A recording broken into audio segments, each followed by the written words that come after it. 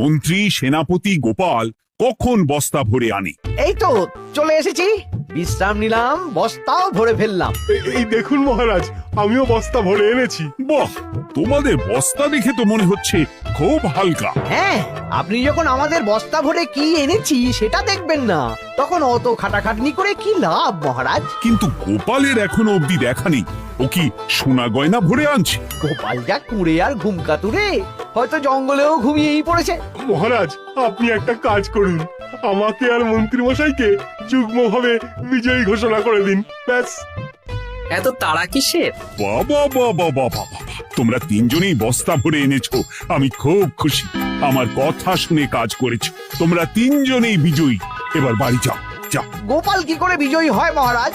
এই বস্তা ভরে নিয়ে আসাতেও তো ওর ফাঁকিবাজি ধরা পড়ছে। কিসের ফাঁকিবাজি? এই যে দুটো লোক তোমার হয়ে বস্তা বয়ে আনলো, সে তো মহারাজ সহ আমরা সবাই দেখতেই পেলাম। তা তো ঠিক, গোপাল নিজে হাতে বস্তা ভরে আনেনি। মহারাজ বস্তা ভরে আনতে বলেছেন, আমি এনেছি, এখানেই কথা শেষ। আমি কাকে দিয়ে বস্তা ভরালাম, কে আমাকে সাহায্য করলো, সেসব তো কোনো শর্ত আরোপ করা ছিল না। কিন্তু পরীক্ষাটা তো কে ফাঁকিবাজ সেটা প্রমাণ করার পরীক্ষা। এখানে তো তুমি ফাঁকি দিলে গোপাল। এটাও ঠিক কথা, তাহলে গোপালের শাস্তি পাওয়া উচিত। মহারাজ, আপনার শর্ত ছিল সেই ফাঁকিবাজ বলে প্রমাণিত হবে যে বস্তা খালি আনবে। এইখানে আপনি একটা ছোট্ট ভুল করেছেন মহারাজ। বস্তায় কি আছে সেটা দেখবেন না, আগেই বলে দিয়েছেন। তা তো বলেছি। আপনি নিশ্চয় জানেন, পাঠশালায় কিছু ছাত্রছাত্রী থাকে যারা পড়ার বইয়ে মুখ গুজে বসে থাকলেও পড়ায় তাদের মন থাকে না, মাথাতেও পড়া ঢোকে না, তাই সেই পড়া তাদের কোনো কাজে লাগে না।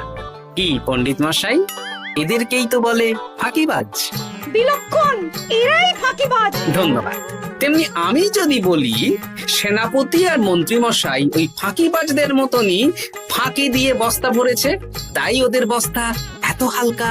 সে তো আমি বুঝতেই পারছি।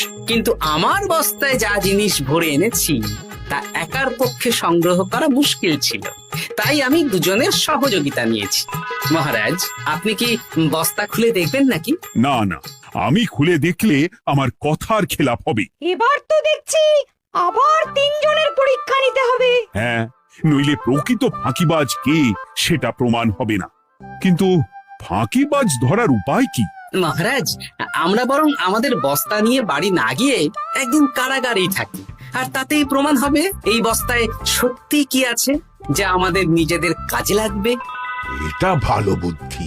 মহারাজ তখনই কারাগার থেকে আমাদের মুক্ত করবেন যখন আমরা আর থাকতে না পেরে